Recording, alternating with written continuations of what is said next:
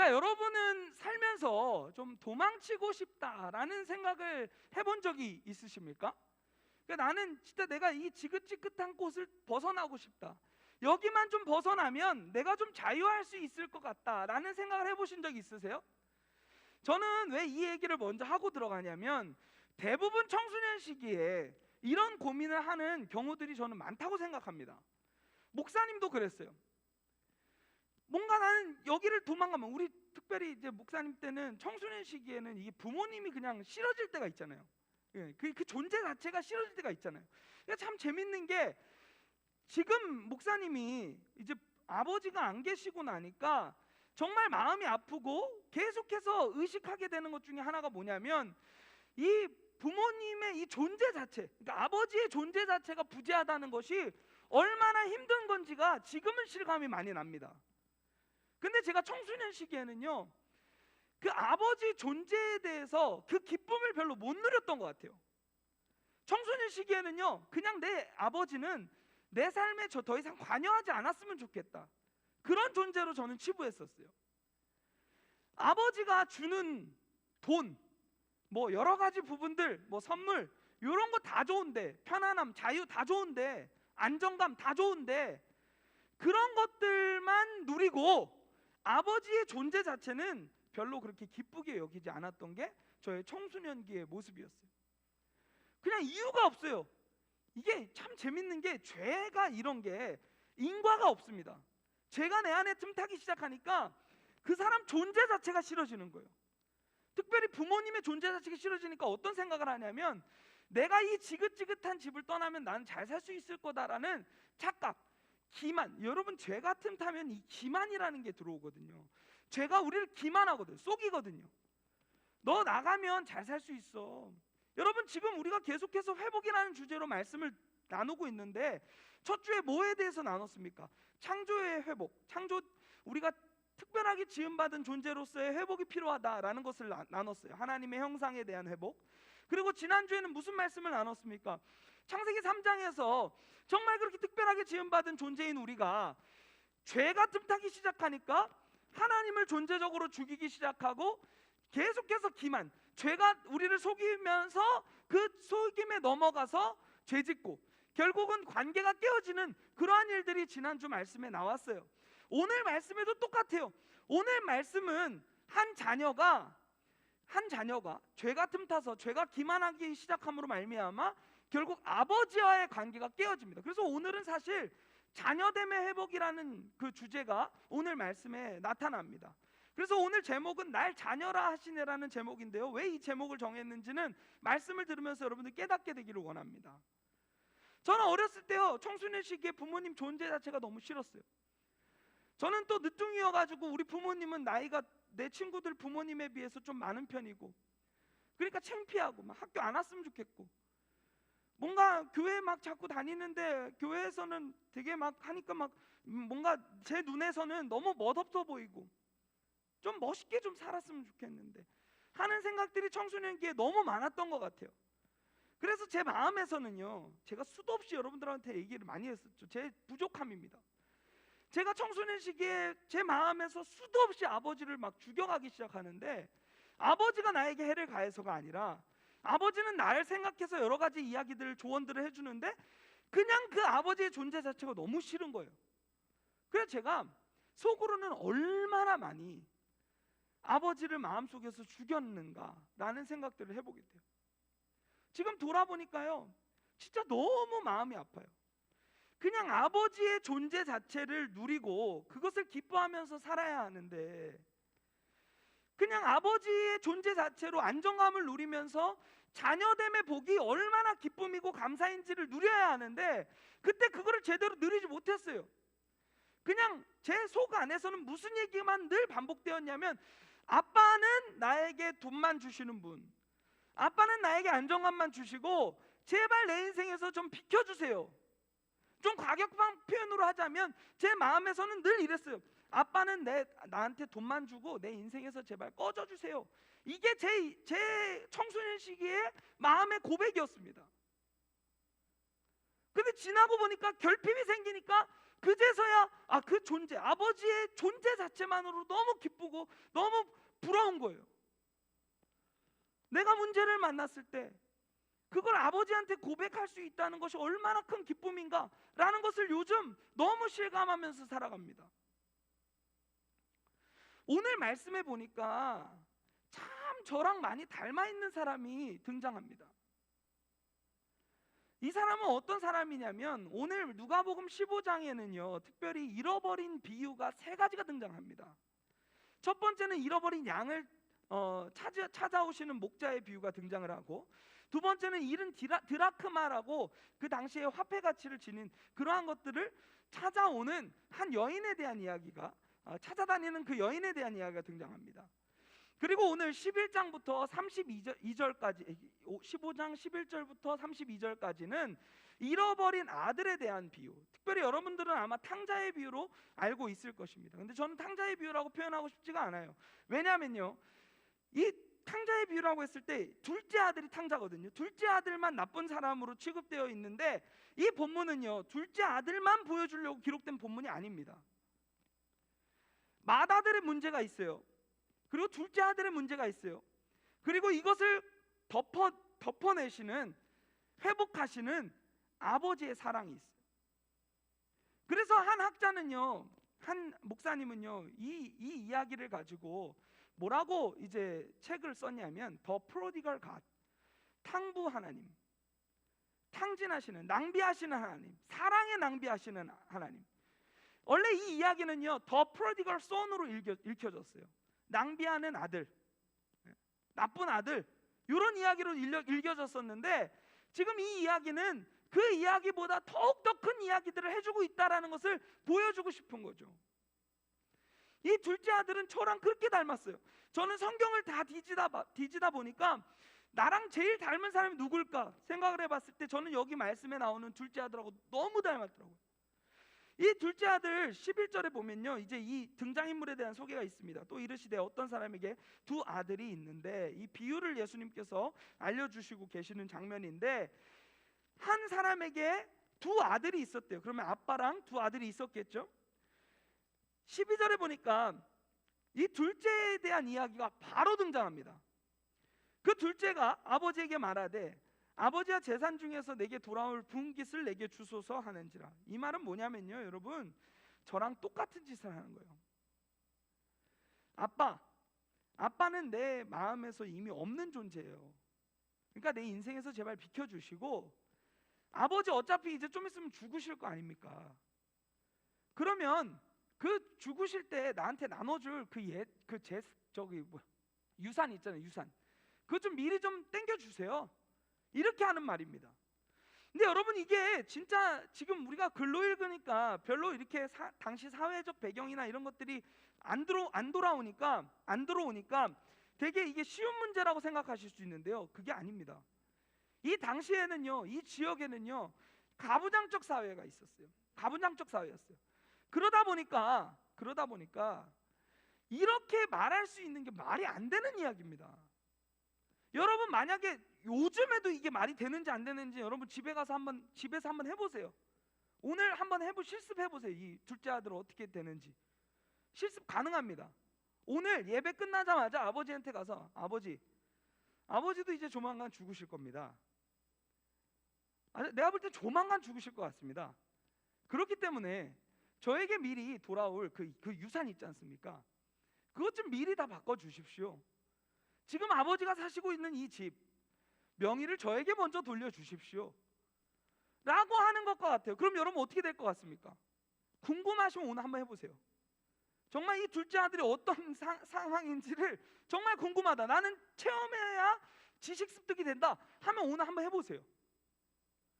아마 죽을 거예요. 그리고 이 당시에는요 아예 그런 그 규정들이 있었습니다. 그래서 이 아버지가 만약에 이렇게 폐륜적 행동을 하는 아들이 보인다 그러면 돌로 쳐서 죽여도 됐습니다. 무섭죠? 그래도 합법이었어요. 여기서 근데 이 아버지가 진짜 착하세요. 내게 돌아올 유산을 주세요 하니까 12절에 계속해서 나옵니다. 아버지가 그 살림을 각각 나눠 주었더니, 여기서 살림이라는 단어는요 비오스라는 헬라어예요. 이게 이 헬라어에서 비롯된 단어가 뭐냐면, 여러분 바이오라는 단어 아시죠? 바이오 뭡니까? 유산균 아니에요, 여러분.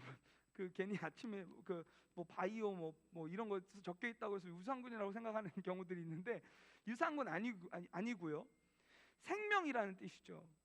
여기서 생명이라는 단어가 파생됩니다. 이 말은 뭐냐면 결국은 그 생명을 각각 나눠 주었더니, 왜 재산이라고 안 하고 생명이라는 단어를 썼을까요? 성경 기가 막힙니다. 이 단어 하나도 그냥 안 써요. 왜 생명이라는 단어를 썼냐면, 그 당시에는요 재산은 곧 나였어요. 물론 재산은 대부분 그 우리처럼 뭐 현물로 이렇게 그 현금적 가치를 얘기하는 건 아니고요. 이 당시에는 대부분 부동산이었을 겁니다. 그러니까 땅을 얼마나 가졌는가, 땅과 사람은 굉장히 많은 결부가 되어 있었습니다, 그 당시에는. 근데 지금 그 생명 같은 내 정체성과도 같고 나 그 곳 자체인 그것을 지금 나눠줬다는 거예요, 그 페류나한테. 그러고 나서 여러분 그 결과가 어떻게 됩니까? 그 둘째 아들이 떠나서 정말 놀라운 일들을 많이 일으켰다. 뭐 복지도 하고 막 가난한 자들 도와주고, 그래서 막 놀라운 일들을 일으켰다라고 결론이 나오나요? 아닙니다. 그 후 며칠이 안 돼요. 둘째 아들이 재물을 다 모아가지고 먼 나라에 가라고 되어 있죠. 여러분 여기서도 이 죄의 심각성을 보여줍니다. 이렇게 바보 같고 이렇게 사랑스러운 아버지를 떠나기 위해서 내 멋대로 살겠다고 자유를 찾아서 먼 나라까지 갑니다. 먼 나라까지. 여러분 여기 꼭 기억하세요. 뭘 찾아서 갔냐면 자유를 찾아서 갔습니다. 자유를. 먼 나라에 가서 아무도 없는 그곳에서 자유롭게 좀 살고 싶어서 먼 나라에 갔다는 거예요. 근데 거기서 그 어떻게 됩니까? 거기서 허랑방탕하여 그 재산을 낭비하더니, 여러분 여기서 죄의 속성이 등장하기 시작합니다. 아까는 아버지를 존재적으로 죽임으로 죄의 속성이 하나 나왔고, 여기서는 뭐가 나오냐면 죄가 기만해요. 계속 속여요. 그러니까 허랑방탕하여서 재산을 낭비합니다. 그래서 계속 속이는 거예요, 우리 안에서. 야 조금만 더 즐겨, 괜찮아, 할 수 있어. 여러분 뱀이 우리를 유혹하듯이, 죄가 우리를 유혹하듯이 조금만 더 죄는 기만합니다. 제가 그 광고 중에 굉장히 간혹 은혜를 받는 광고가 있어요. 그게 뭐냐면 그 뭐 365라고 그 비만 지방 제거하는 그 무슨 성형외과 같은 데죠. 예. 그런데 광고를 되게 좋아했었습니다. 영화를 보는데 그 광고가 나오는데, 지방이가 여기 붙어가지고 카페에 갔어요, 여자가. 그래서 메뉴를 고르는데 그 지방이가 옆에서 뭐라고 하는지 아십니까? 카라멜 마키아토 막 이래요. 그 속이는 거예요, 우리를. 살을 빼려면 조금 적당하게 먹든지 아니면 아메리카노 먹든지 아니면 안 마시든지 해야 될 텐데, 지방이가 우리를 속여요. 카라멜 마키아토 조금 더.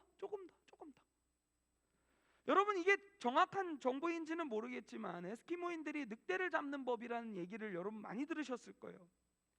죄는 기만해요. 에스키모인이 그 늑대를 어떻게 잡는다고 합니까? 그 늑대가 이 피를 굉장히 좋아하지 않습니까? 그러니까 이 에스키모인들이 칼에다가 피를 묻혀요. 그리고 그냥 거기 그 허허 벌판에 그 추운 그 거기에다가 이렇게 딱 꽂아놓고 그걸 얼립니다. 그러면 늑대가 기가 막히게 얼음에 감싸여 있는 피 냄새까지도 맡고 거기에 오는 거예요. 그래가지고 핥기 시작합니다. 조금만 더 이제 다 왔어. 조금만 더. 그럼 어떻게 합니까? 계속 핥는 거예요. 막 신나가지고. 그러다가 얼음이 다 녹고 자기 혀가 칼에 베어서 자기 피를 빨아먹으면서 죽어가는 게 이 늑대의 모습이에요. 여러분 우리 인간의 모습도 똑같지 않아요? 죄가 우리를 속이기 시작하니까 그 죄에서 계속해서 타협하며 넘어가는 게 우리의 모습이에요. 둘째 아들도 마찬가지예요. 조금만 더. 그러니까 14절에 뭐라고 되어 있습니까? 다 없앤 후 그 나라에 크게 흉년이 들어 그가 비로소 궁핍한지라. 설상가상이죠. 엎친 데 덮친 격.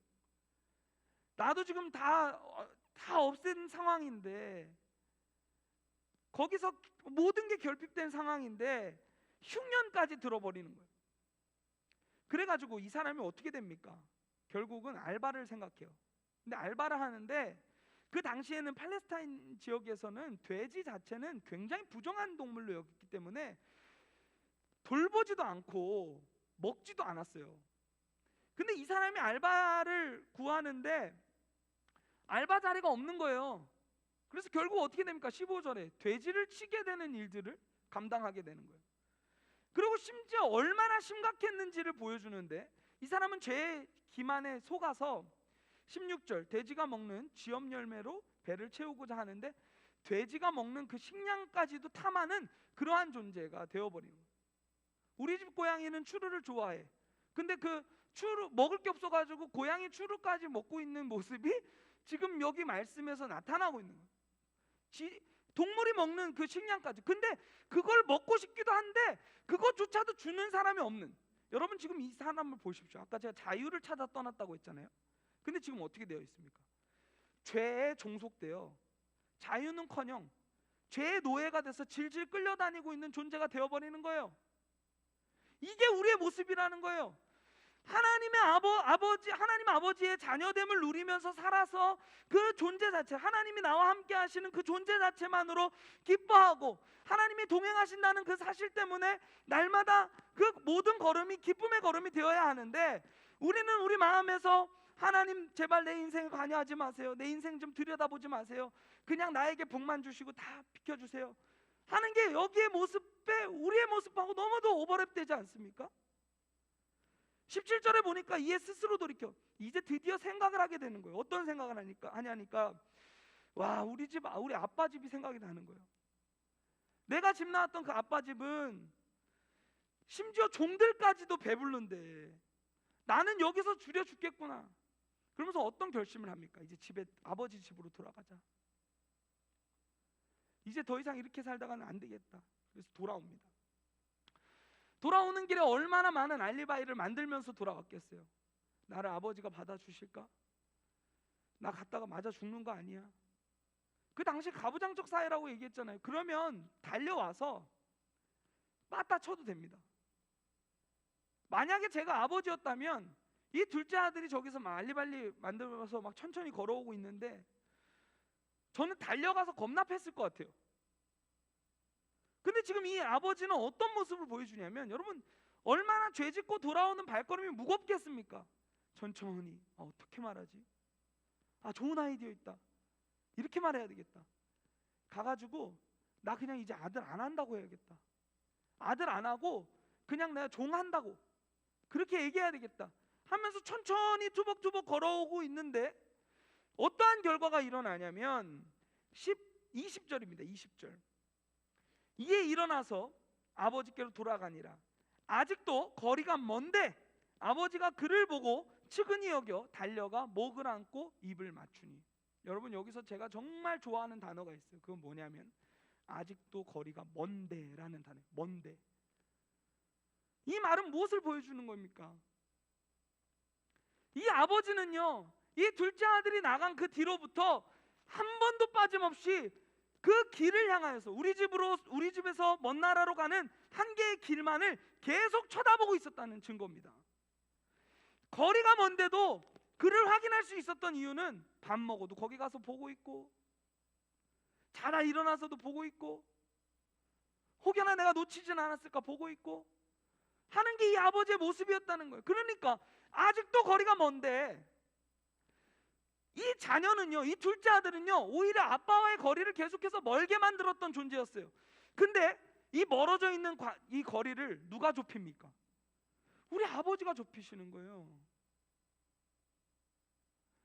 어떻게 합니까? 달려갑니다. 그를 보고 측은히 여겨 달려가.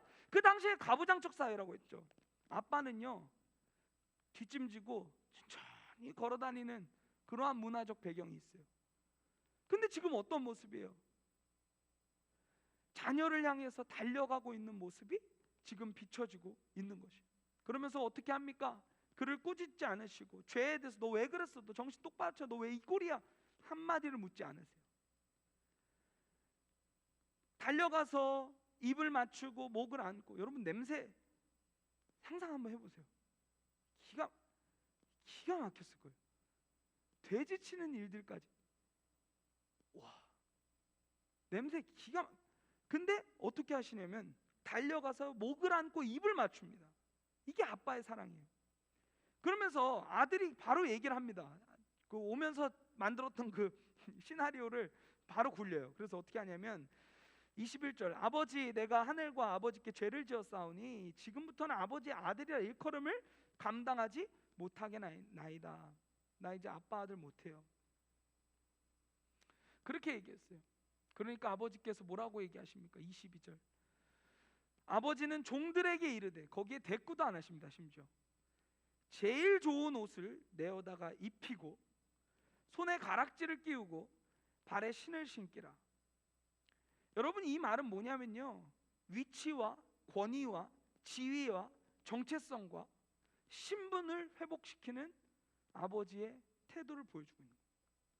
신발, 종은 신발을 신지 않아요. 신발도 잃어버리고 왔어요. 렘브란트의 돌아온 탕자 그림을 보면 신발이 그 없는 모습으로, 또 그 진짜 막 누더기 같은 신발로 비춰지는 모습이 나오는데, 종은 신발이 없습니다. 근데 지금 어떻게 하는 거예요? 아버지가 너 종 아니야, 너 내 아들이야 라면서 새 신을 신겨주실 뿐만 아니라 옷도 그 당시에 신분을 의미했죠. 그리고 아버지의 자녀됨, 이 옷은요 아마 아버지의 옷이었을 거예요. 아버지의 자녀됨을 보여주는 거죠. 위치를 잡아주는 거예요. 손에 가락지, 그 당시에 이거 권위와 위치의 상징이었습니다. 그것도 다 회복시켜요. 우리는 죄 때문에 위치와 신분과 정체성과 모든 것들을 다 잃어버렸을 뿐인데, 아버지는 거리를 좁히실 뿐만 아니라 우리가 잃어버린 모든 것들을 회복하시는 아버지라는 것을 지금 이 말씀을 보여주는 거예요. 거기다가 더 뜹니다. 23절, 그리고 살찐 송아지를 끌어다가 잡으라, 우리가 먹고 즐기자. 이런 페류나 같은 자녀에게 정말 허기짐을 회복시켜주는 것을 넘어서 제일 좋은 양식을 가져다가 먹고 즐기게 되는 일들이 나오는 거예요. 여러분, 제가 왜 이 비유가 72 아들의 비유라고 하냐면, 하나는 이제 25절부터 이제 나오는데, 맏아들은요 집안에는 있었지만 그 살찐 송아지를 보면서 아버지한테 질투를 느끼기 시작합니다. 모범생처럼 살아왔는데 나한테는 그런 거 안 해주고 왜 저런 페르나 같은 애한테만 잘 챙겨주냐고. 여러분, 집을 나간 아이나 집 안에 있는 아이나 우리의 심리 상태가 어떤지를 보여주는 거예요. 아버지를 존재 자체로 누리고 기뻐하지 못하고 뭔가 조건을 얻기 위하여서 살았다는 것을 보여주는 거죠. 이 두 아들 모두는요 아버지를요 존재적으로 대하지 않고 목적으로 대했습니다. 내가 조금만 버티면, 집안에서 조금만 버티면 나에게 유산이 돌아오겠지. 첫째 아들의 모습, 둘째 아들, 그것이 표현됐을 뿐입니다. 둘 다 똑같은 죄인이에요. 지금 이 말씀이 여러분들에게 무엇을 보여주고 있습니까? 진짜 자녀가 없어요. 진짜 자녀됨의 복을 누리는 사람이 없어요. 그냥 아버지와 함께 있었기 때문에 나는 그걸로도 만족해요. 제가 돌아오건 말건 나는 관심 없어요. 그것보다도 내가 아버지와 함께 지금까지 평생을 살아갈 수 있었던 것, 이게 나의 복이에요 라고 말해야 하는데 그렇지 못하고 있는 거죠. 여러분, 이 말씀이 우리에게 무엇을 얘기하고 있습니까? 자녀됨의 그 놀라운 복과 은혜를 회복하라고 지금 우리를 강권하고 있는 거예요. 어떤 사람은 둘째 아들처럼 집을 나가고 하나님 아버지를 존재적으로 죽이고 있는 사람들이 있을 수 있을 것 같아요. 어떤 사람들은요 그래도 엄마가 시키는 대로 교회도 다 잘 다니고 그러는데 속에서는 내가 이렇게 교회도 열심히 다니고 이 정도 했으면 잘 된 거 아니야? 왜 나한테는 아무것도 안 주시는 거야? 하면서 수많은 비교의식과 아버지 하나님 존재 자체를 누리지 못하고 있는 그러한 수많은 죄악된 모습들로 살아가고 있는 지체들도 있을 것 같아요. 어떠한 모양이건 지금 이 말씀이 얘기해 주는 것처럼 하나님의 회복의 그 놀라운 역사들 우리 안에 임했으면 좋겠어요. 자, 오늘 이 마지막으로 한 노래 가사만 읽어주고 좀 이제 마치려고 하는데요. 반주 주시면 될 것 같고요. 제가 최근에 들었던 노래 중에 참 가사에 은혜가 있는 노래였어요. 그것이 오늘 설교의 제목이 날 자녀라 하시네. 날 자녀라 하시네라는 이 노래의 가사를 보니까 이렇게 되어 있습니다. 자격 없는 날 왕께서 주께서 반기시네. 자격 없는 날 왕께서 반기시네. 잃어버린 날 찾으신 오 그 사랑 오 그 사랑. 독생자 예수 자유케 하네. 주의 자녀라 나를 불러주시네. 내 모든 죄 대속하신 주의 은혜. 나 죄 아래 있을 때 나를 위하여서 죽으신 예수. 독생자 예수 자유케 하네. 주의 자녀라 나를 하시네. 아버지 집에 거할 곳 있네. 주의 자녀라 하시네. 그분이 택하시고 지키시며 날 자녀라 하시네. 그의 소유 삼으시고 날 자녀라 하시네. 저는 이 말이 너무 좋아요. 날 자녀라 하시네. 자녀됨의 복을 누리지 못하고 떠나가 있었던 우리, 거리를 넓혔던 우리, 근데 그분이 거리를 좁히시는 거예요. 네가 왜 내 종이야? 너 내 자녀야. 너 이거 회복해야 돼. 너 왜 옷은 이런 걸 입고 있어? 너 내가 그동안 입혀줬던 옷들, 내 신발, 모든 거 다 어디 갔어? 왜 이런 꼴을 하고 있는 거야? 그래도 괜찮아. 돌아왔으니까 괜찮아. 내가 회복시켜 줄게 하는 그 주님의 사랑이 저를 온전히 덮는 것 같은 아주 귀한 찬양. 너가 죽었다가 살아났으니 난 괜찮아. 이제는 다시금 자녀됨의 축복을 누리며 살아가는 것, 그것이 우리의 삶이 되었으면 좋겠다 라는 그 예수님의 마음이 이 찬양의 가사 가운데 전달되었어요. 여러분 어디쯤에 계십니까? 지금 이 둘째 아들처럼 거리가 먼데 마치 회복할 수 없을 정도로 거리가 먼 위치에 있는 분들도 있을 것 같고요. 그 길을 지금 나선 사람도 있을 것 같아요. 아니면 이 안에서 계속해서 불평불만을 늘여놓고 살아가고 있는, 언제 기회가 와라, 자유만 와라 라고 생각하는, 자기를 과신하는 그런 모습으로 살아가고 있는 지체들도 있을 것 같아요. 여러분 어떠한 모습이든지 간에 오늘 마지막 찬양 부르면서 좀 우리가 회복했으면 좋겠어요. 여호와께 돌아가자라는 찬양 같이 부를 텐데요, 이 찬양의 가사가 나에게 무엇을 얘기하는지 귀 기울이었으면 좋겠고, 그 가사대로 주님께 돌아오는, 회복하는 은혜가 오늘 이 예배 가운데 일어났으면 좋겠습니다.